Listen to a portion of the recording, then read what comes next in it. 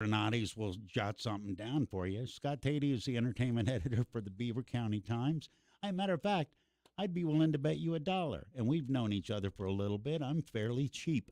You show up at a Granati's house with a case of beer, and you say, "Can you write me a 30-second jingle? Make it kind of boppy." I bet you before you find your keys to leave, something's on tape. And it would sound good. And it would sound good. That's exactly right. All right, I'll report back with our jingle soon. And it's going to have to be decent beer. You know, they've been around the world. They opened for Van Halen. They know what the good stuff is. That's true. Scott Tady joins me this and every Thursday at this time, and we talk about the shows that are coming up and the shows that we think should come up. And we talk about I want to talk about the Beaver Station show because I'm assuming that's indoors. Yeah, this Saturday, he goes by the name Holy Hers, but his real name is Tucker Metzel. He's from Ambridge. Dude, he's a one-man band. He's one of those guys, he stands there and sings while he's strumming a guitar, while he's playing drums with his foot. He'll have like boots on, and the heel of his boot presses a kick pedal that hits the kick drum while he's strumming. How do you have that kind of coordination? I do not. Have you ever spent time talking about timing with drummers specifically? I bet it's interesting. It's like talking in a different language. And if you're capable, I was never capable of doing it. I can play guitar, I can play stringed instruments, but once 4 different things are doing 4 different things, you got a foot, you got another foot, you got a hand, and if you're really fancy, maybe you've got a tambourine strapped to your head. Once you've got different timings going on, I'm out. It is a completely unique skill set, and to be able to do that, and I love people like that. To do that on stage while people are watching you, cheering for you, shouting out song requests. Yeah. I've seen Tucker before. He's performed at Fermata Brewing in Ambridge and Merchant Coffee in Ambridge. But this time he's at Beaver Station. They have a new stage there, and it's going to be a good turnout for that. I talked to Leanne, who, remember, she used to come in here and do shows about.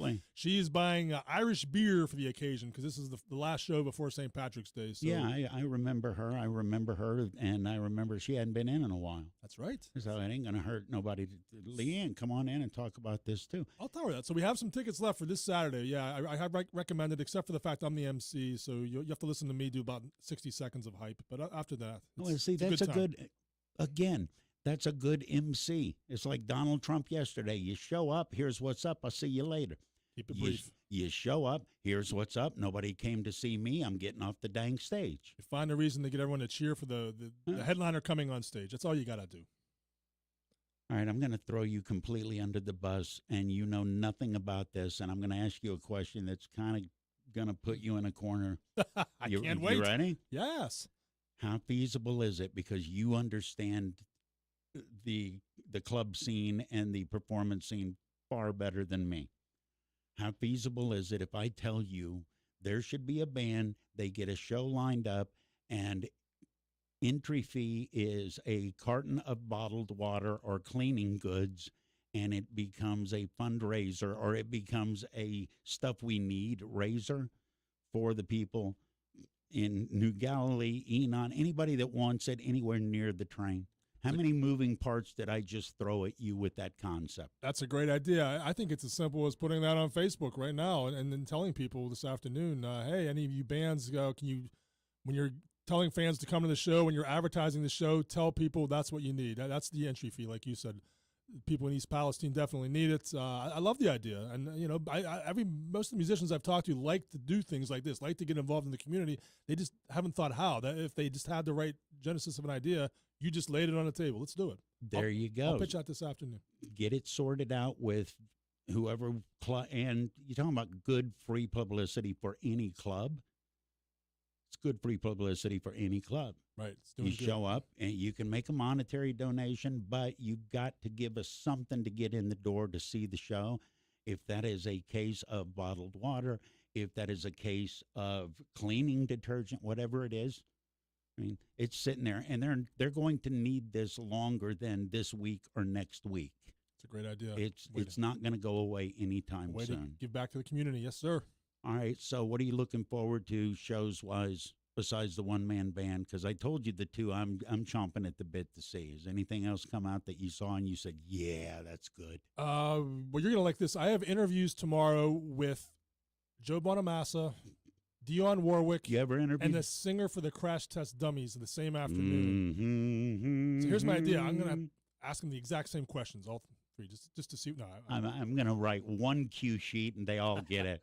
The Joe Bonamassa. Have you ever interviewed him? Yeah, and they kind of warn you. I did once, and they warn you. He's a little he's a short fuse, and the publicist is like, look, don't ask him. And this is insulting because I've been doing this for 25 years, but don't ask him the same questions everyone asks him. And yeah, I think I figured that out by now. But yeah, you always start with, you listen to their latest album. You come up with like 5 questions about their latest album. Then you kind of get into the things that people really want to know. You listen. The biggest thing with an interview is not asking the questions. The biggest thing with an interview is listening to the answer, because they'll give you more questions with their answer if you're paying attention to it. Yeah, I would describe Joe as, what's the polite word? Mercurial. You can catch him on a good day. You can catch him on a bad. He's squirrely as all get out, but there's a little bit of twitch there also. I mean, one of the best blues guitarists out there. But yeah, like you said. But the interview is like 6:45 on a Friday. I'm trying to figure out and I sometimes have asked musicians this: do you lose track of what a Friday actually is? Because if you do this for a living, does your Friday 4 p.m., 5 p.m. is not the same as mine and yours, I'm sure. No, it's what's the next thing I'm responsible for? If it's an interview or a gig, that's the next time you work.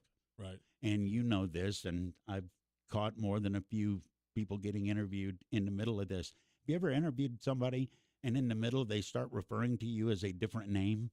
No, I've never had that. I like when they know my name. I like, well, Scott, and then they repeat it back. I love that. When they forget, they don't forget. They get it right at the beginning because they've got it in front of them. Who was it? Tommy Lasorda. Oh. In the middle of the interview, he just starts referencing names that we had never heard of.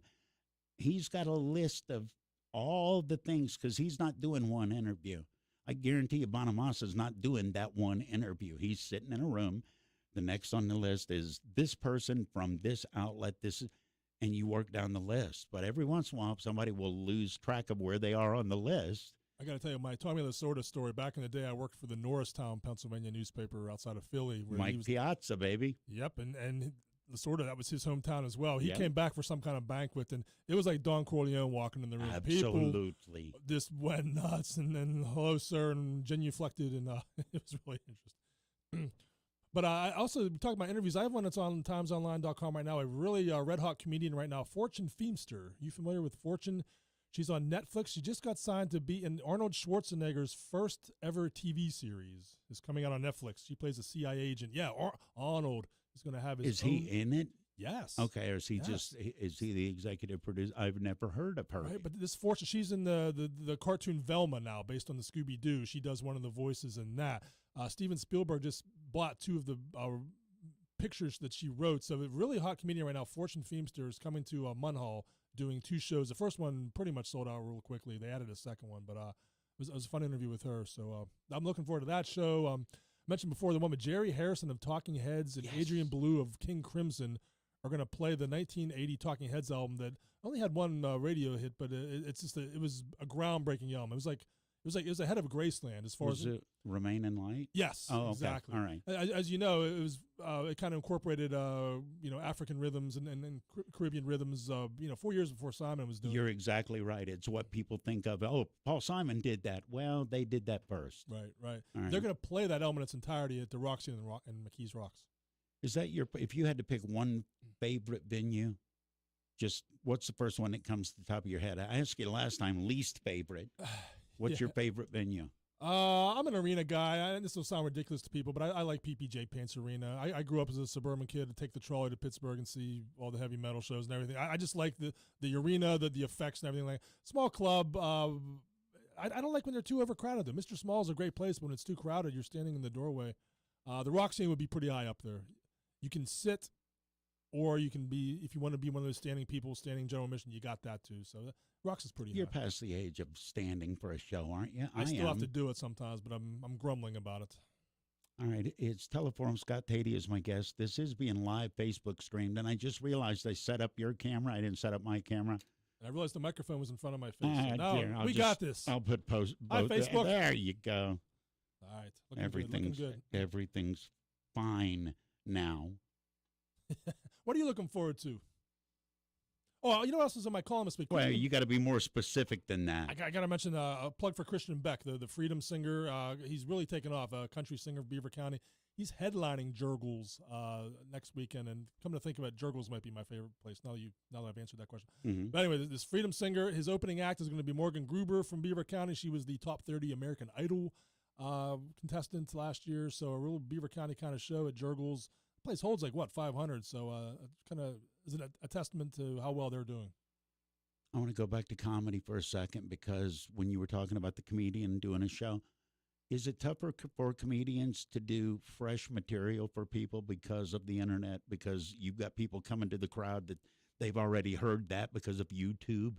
That's why it seems tougher to protect your material. That's why we're seeing Dave Chappelle and Chris Rock and Bill Burr and those caliber people were making you they're confiscating your phone at the door. You have to put it in a little pouch, or they threaten to kick you out if you put it. They don't want exactly that. They don't want their best material going up on YouTube. It's definitely more challenging. It's like Carlos Mencia sitting in the audience. You ain't doing your best material because it's going to get ripped off. Exactly. I do feel sorry for comedians for that reason. Who's the best comedian working in your thinking right now?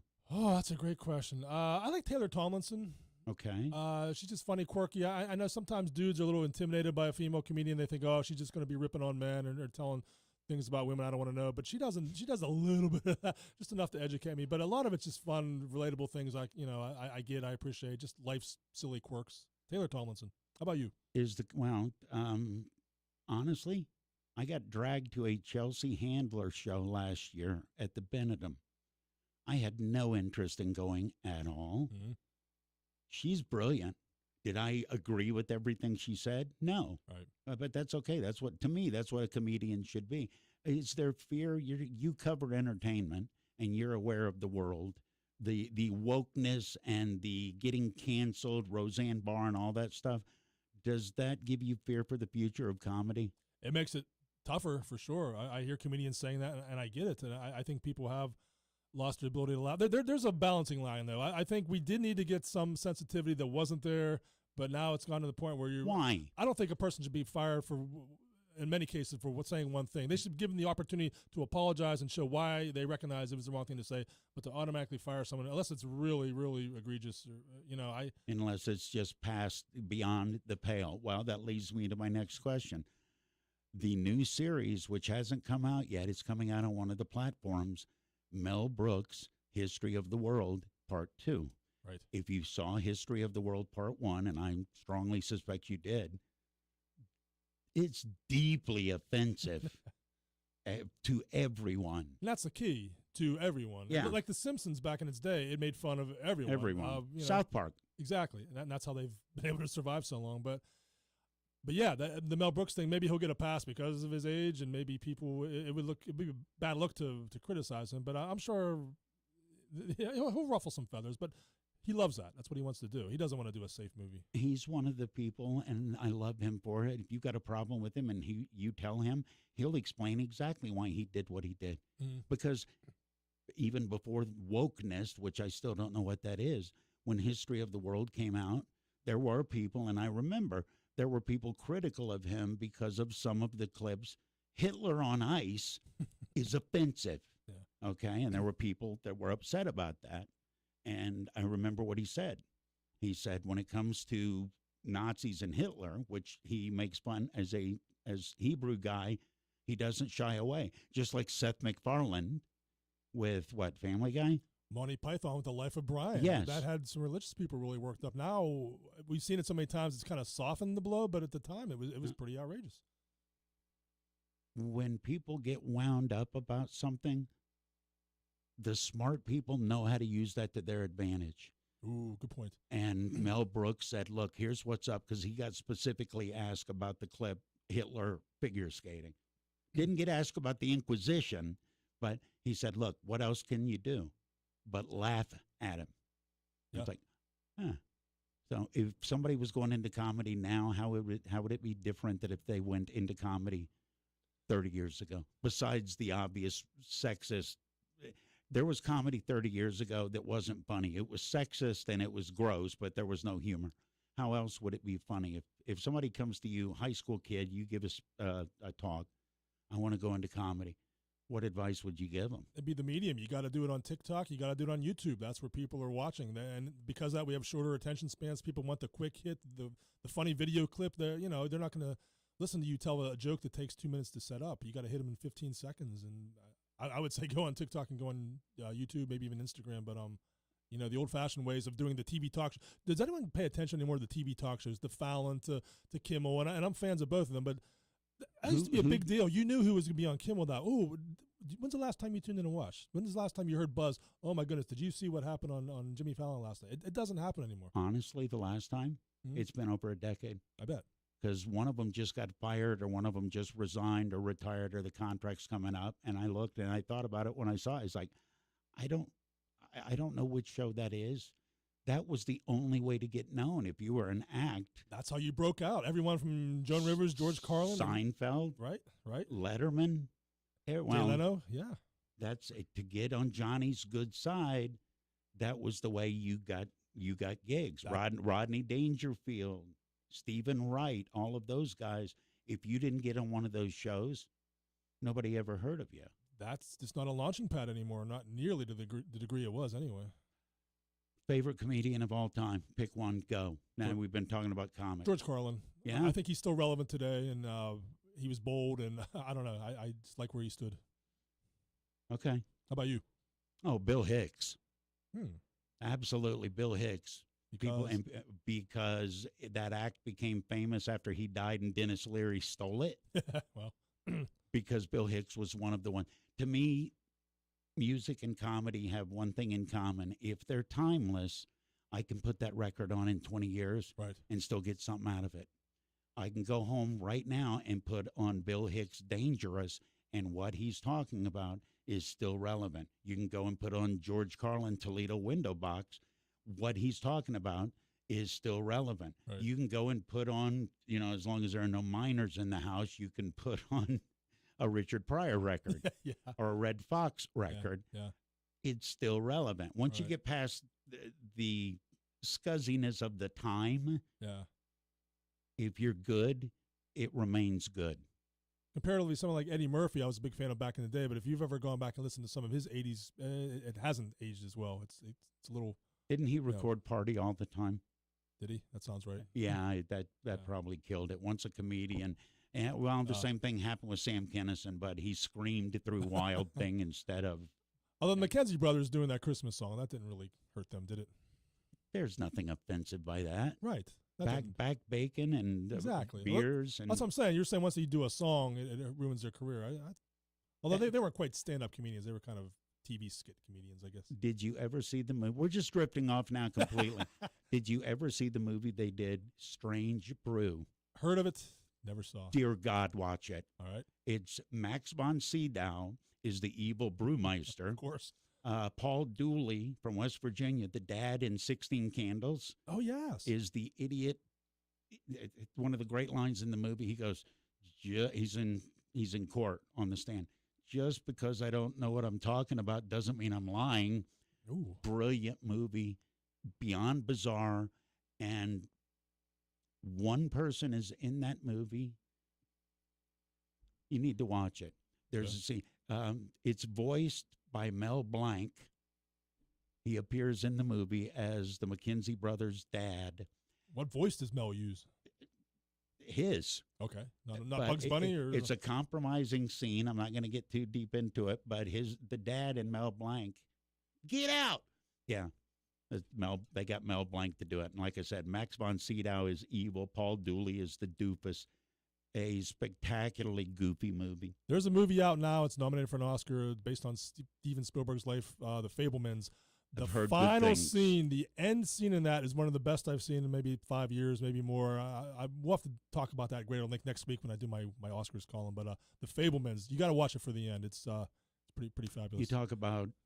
it explains what's made Spielberg a genius. This little awkward, funny, you almost win scene, and now it's like, okay. And now I can't wait to watch more of his movies because now I know what his secret is. Are the Oscars as irrelevant as late night talk shows?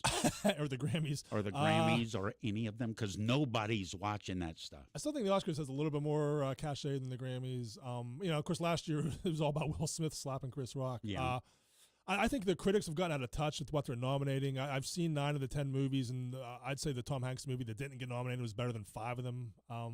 I think if you're a critic and all you do is watch superhero movies and sequel movies, you get so burned out. You see anything that's a little bit out of the ordinary, you automatically love it. But just being out of the ordinary isn't enough to make it a great movie, is my argument. So I think it's lost some of its credibility on what they're nominating. But people still pay attention to who does what, who says what, who's wearing what. It'll have millions of people watching. All right, in a minute we got left, what should I ask you and brought up that I didn't? My column this week in the Times leads with a Beaver filmmaker, Lydia Zagorski. She does short films, kind of like of the horror fantasy realm. They're going to be screening all 4 of her movies at the Lindsay Theater in Sewickley. I have an interview with her, and I think that's an underrated part of the Beaver County, the indie film scene. There are a handful of people who are making these short films and putting a lot of work into it, and it's cool to see a local theater going to give them the big screen treatment with a red carpet. All right, Scott Tady, always good to see you. You too, Eddie. That's it. Now I'm thinking of comedians. Thanks for tuning in to Notes on Local